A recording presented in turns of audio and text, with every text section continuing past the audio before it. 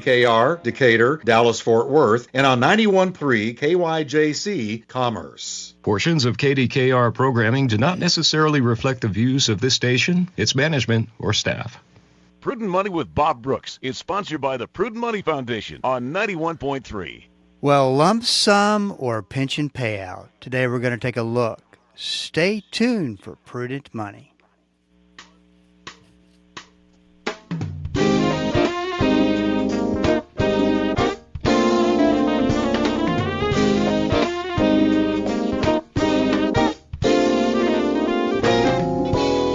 This is Bob Brooks, and you are listening to the Prudent Money Radio Show. Thank you so much for joining me today. You know I do appreciate it. Hey, listen, if you got a question for me, I want to invite you to go to the website at www.prudentmoney.com. Once you get to the website, there's a couple ways to get information, ask your question, up to scheduling a phone call. There's no cost, there's no obligation, just a resource there for you to ask your questions in a very crazy time period we're in right now. So just go to prudentmoney.com and ask your question. I'll get you taken care of.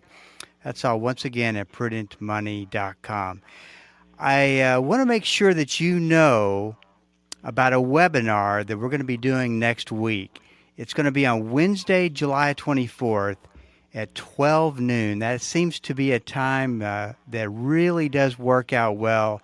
Middle of the day, people are, stop taking a break for lunch and can listen in on something that I think is so very important to know and understand.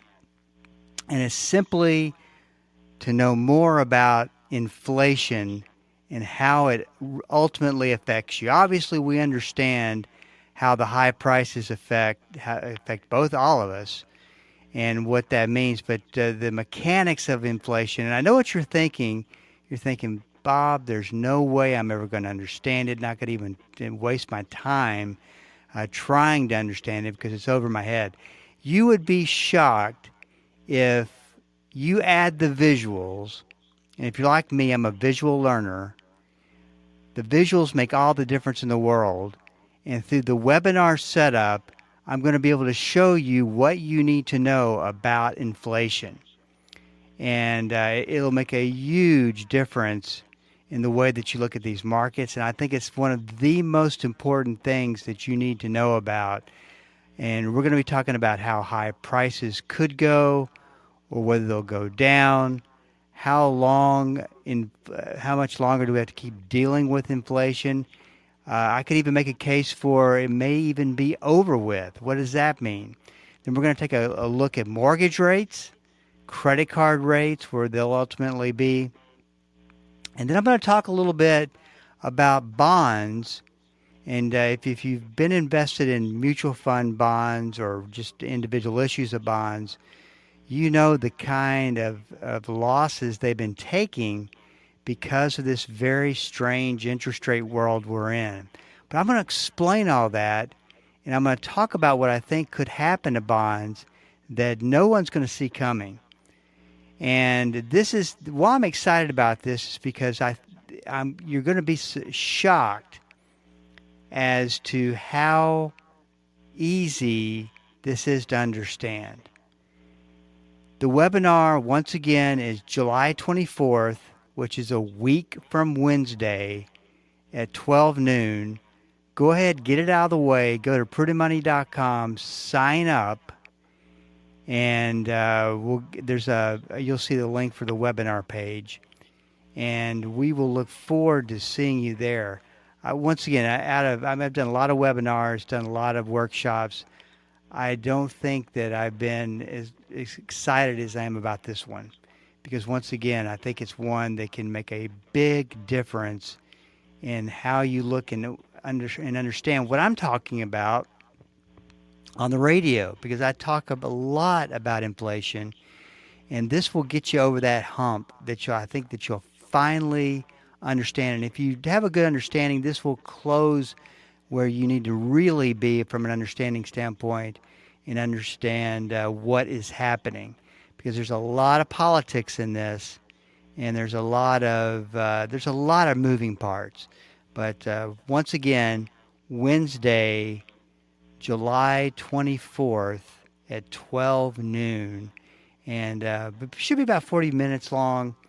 And then I cannot stress, this will be easy for you to understand.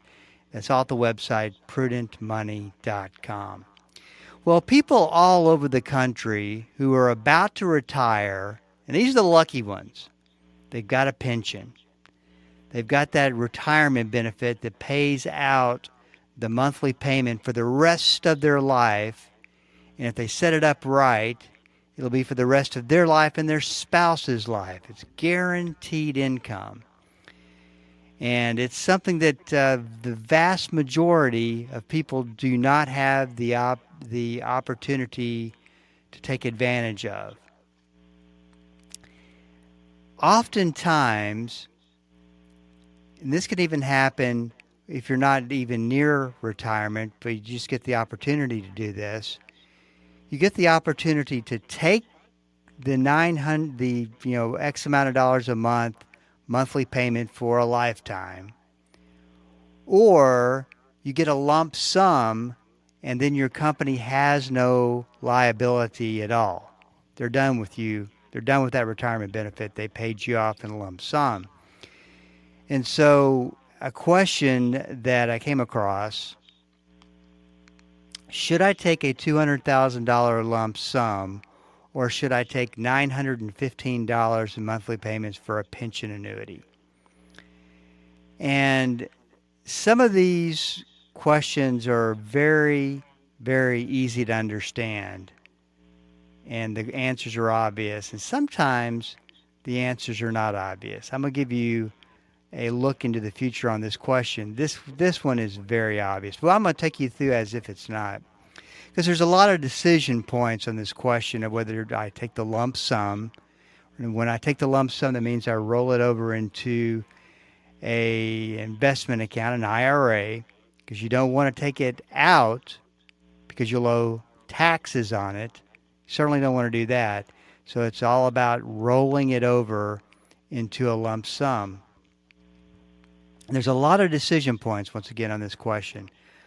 First, what are the decision options if you took the pension for your spouse? And what I mean by that, and I think this is one of the most important decisions that you make when it comes to this, because when you get the paperwork for this option of the lump sum, you'll get, and that, boy, I think that they could definitely simplify this process.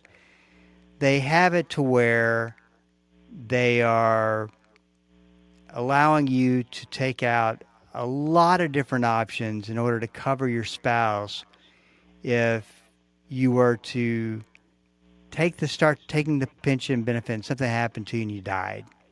You'd want some continuation, maybe of the full thing, half of it, or whatever fits your situation, to your spouse to make sure your spouse is taken care of.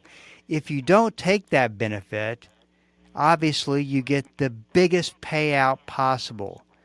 So as you take out various levels of pension plan for your spouse, that number gets smaller and smaller. And that just depends on, I've seen it done so many different ways. It just depends on the couple and it depends on their situation. So you've got to figure that out, and it may be that you say, there's absolutely no way I want my spouse to have 100% of the pension payment if something happens to me. And so you figure out that number. That's going to be the number you're going to be working with. You could say, I want my wife or husband to have 50% of the pension payment. Whatever that number is, that's the one you work with. Now, what's interesting, and I'll do the best I can of explaining this over the radio without visuals. It's not always easy to do. But what if you were to take, let's say that you were going to take $200. You were going to get $200 a month, and you could pay and most of the time the pension payouts are much bigger than this, but I just keeping it easy. So say it's $200 if there's no benefit for your spouse. So if something happens to you, the $200 a month goes away. Or you could take $100 and your spouse would continue to get that $100 along the way. Well, what if you were to take the $200 option, and buy a life insurance policy with the $100 that would have cost you to take the spousal benefit of $100? So in other words, whether I was very clear with that or not, the bottom line is you could actually take the biggest number, pay for a life insurance policy, and come out ahead of the game. It's just a potential way of doing it. But this one is, the question was $200,000 or $950 monthly payments. It doesn't say whether the spouse was involved or not, but those were the final numbers. So the question is, how does the payout compare to the lump sum? So in other words, you've got the payout of $915 a month for the rest of your life. It does not go up with inflation. It's a set number. So in other words, as you continue to take that payment out over the years, it gets less and less and less and less valuable because the cost of inflation is not keeping up with inflation. So what if you were to take that $200,000 and invest it into a managed account, an investment account in an IRA, or you put it into an annuity payout? Well, believe it or not, you could preserve that amount of that lump sum for your family, and you could still get the same, more actually than the same payout. I'll get to that in just a second. This is Bob Brooks. So you're listening to the Prudent Money Radio Show. We're up against a break. Stick around. I'll be right back.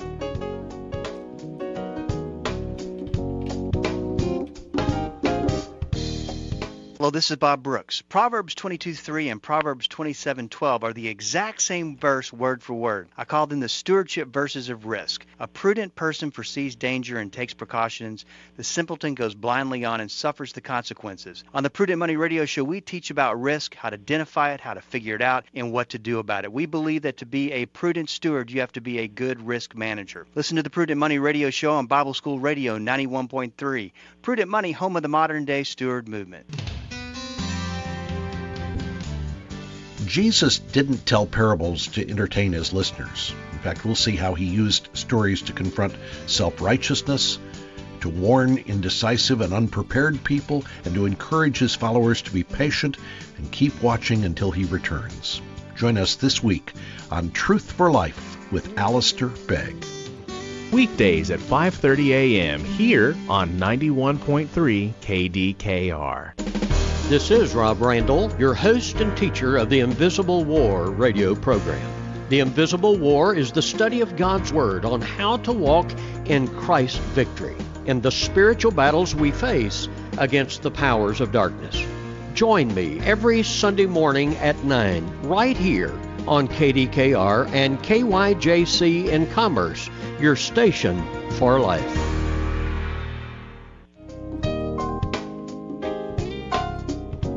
Welcome back. This is Bob Brooks, and you are listening to the Prudent Money Radio Show. Thanks so much for joining me today. You know I do appreciate it. Listen, want to make sure you know about we'll have more information tomorrow on as we get these promos up about it. But the inflation, everything you need to know about inflation, everything you need to know about inflation, how it all works. It only takes 40 minutes. It's a webinar. We're going to be giving it Wednesday, July 24th at 12 noon. To sign up for it, I promise you this will be worth your time. I would tell you that if you went and you said it wasn't worth your time, that I'd give you your cost of admission back, but it would be not too hard to do that because it would be free. So anyway, so just go to the website, prudentmoney.com, sign up for it, say, Bob, I'm going to be there. I'm going to take your word on it. It will be something I can understand and it will make a big difference. You'll go, oh, I promise you, you'll look at this and you'll say to yourself, this makes total sense. And I know that you'll have that light bulb moment, and that is what I live to do when it comes to educating people on the program and through the various resources that we have. So go to the website, prudentmoney.com, and you can sign up. Now, let's talk a little bit about this, what I was trying to do. So the choice is, or the question is, can I take the $200,000 lump sum and create a bigger payout or the same payout or almost the same payout as the $915 a month payment for a pension payment? This one, even with a fixed guaranteed annuity where you preserve your principal and you just live off the interest, makes more than the $915 a month by $15, and it has the potential to well, I take that back. It's the same. It is not adjusted for inflation. So it works. This one, like I said, was kind of a slam dunk because you could actually get more guaranteed and keep your principal as well. Because remember, when you go for the $915, the monthly payment of a pension, it ends up being a situation where you don't leave anything for your estate. You just cover a cash flow for you and the best for your wife or husband. But the bottom line is, there are ways, and you just have to run the numbers. The numbers are very black and white, and they can tell you these are your options. And one of the things that you also have to consider is, my company going to be strong enough? Is this pension plan going to be around? There's been many times where pension plans have failed, and you all of a sudden now are getting 2/3 of the pension plan or half of the pension that you were getting. This can be a big worry, a big concern. Usually, you don't see that until you go through some sort of a bear market in stocks, leaving these pension plans very exposed. The one blessing that we've had for pension plans is that the market has been really good, a lot longer than we would have thought. That's been great for pension plans. Now it's up to the pension plan to make sure they're managing that money correctly and not just thinking this is going to last forever, because it's not going to last forever. Everything cycles. So another way to make your 401k plan work harder for you, we've talked about 401k plans in the past. We've talked about some are good, some are not so great. Some you're not missing anything by not investing in them. But if you are over the age of 59 and a half, you can actually, in most cases, roll that money out of that retirement plan and move it into an IRA. And a lot of people don't know this, and there's some real advantage to being able to do that. I say there can be some real advantage. Now, what you don't want to do, and the regulators are not real big fans of, is that you move the money from a 401k plan that you have it into something that now costs you expenses, and it's a parallel move. In other words, that advisor didn't really give you anything created an added benefit for the fees to compensate for the fees and make that a good decision. Because there's got to be without question, there's got to be some type of benefit for moving the money. So there's really about 5 or 4 benefits from being able to move that money after you've turned 59 and a half. The first is you have way more opportunities to build a strategy, and I talk about this because the market doesn't always go up, and I would suggest right now the market is, in my opinion, in an extremely dangerous place because it has just gone straight up. And typically when that happens, you see a correction, and with the volatility and everything that's going on in this country right now, that can turn into a lot more. And that's purely speculating. I think anybody could say that. It's important to make sure that you understand your risk. This is nothing we don't talk about all the time, right? So you get more opportunities to strategies. You can move it into an IRA, and then inside that IRA, you have multiple options. You can create a true Plan B, and the Plan B is what you want your investments to be doing if Plan A is not working. And Plan A is not working is when there's a very difficult market that is not going necessarily in the right direction. Expenses, you get to decide. Now, I've got a lot of research on this. The expenses, in my opinion, are not always a decision point. And you can take historical numbers, accurate numbers that actually did exist, and you can look at them, and you'll see that the expenses benefited you. But then again, there's also just as many other ones that show that don't benefit. In fact, I'll give you a good example.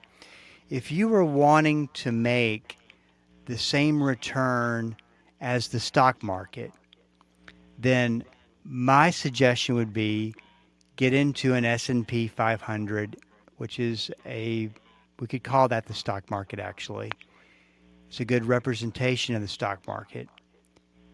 And you could get into an S&P 500 index fund, and from there you're going to, or you should, let me say, unless something's kind of crazy going on, you should be able to mimic what the market's doing. The market goes up 10%, you should go up roughly 10%. If the market goes down 10%, you should go down roughly 10%. So it's as passive as you can get. Now, you've got that choice, or you've got the money manager who manages the mutual fund that's his objective to beat the market. Well, mutual fund managers have a poor record. If this is what you want, if this is a fit for your risk level, they have a poor record of beating the market, if that's their objective. So instead of trying to beat the market, why don't you just mimic the market? So you can probably mimic the market in your 401k plan and not incur additional charges. So it would be a parallel move, really, because all you'd have to do is put the money into index funds that mimic the market. Hope that makes sense. The bottom line, though, is that information, that 401k plan is where we accumulate the bulk of our retirement savings. And you're simply moving it into your control.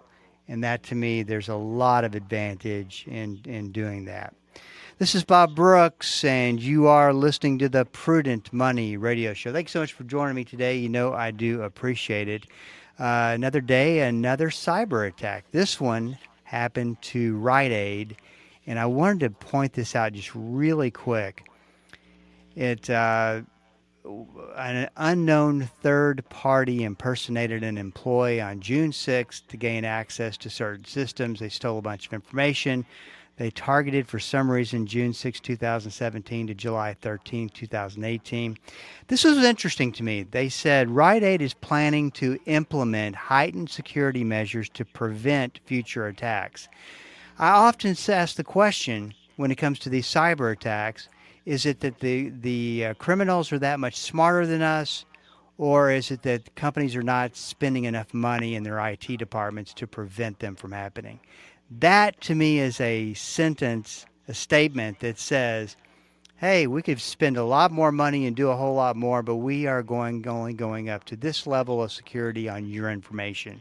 It's too bad we don't have that information up front to know whether or not we want to do business with that company, because that, to me, is not a good statement. That says to me that, hey, we could have prevented this had we taken the right measures. And I think as a company, as an individual, you want to act as if you're under attack. You want to act as if you represent a big security risk, and it's a situation where you are pumping up, you're doing everything you can possibly do to make sure that you are protecting yourself. Just thought that was interesting. Wanted to share it with you since we do talk about that. This is Bob Brooks. If you got a question for me, please go to the website at prudentmoney.com and send it in, because we are all out of time. Till we do meet again next time. Keep the faith and have a great rest of the day.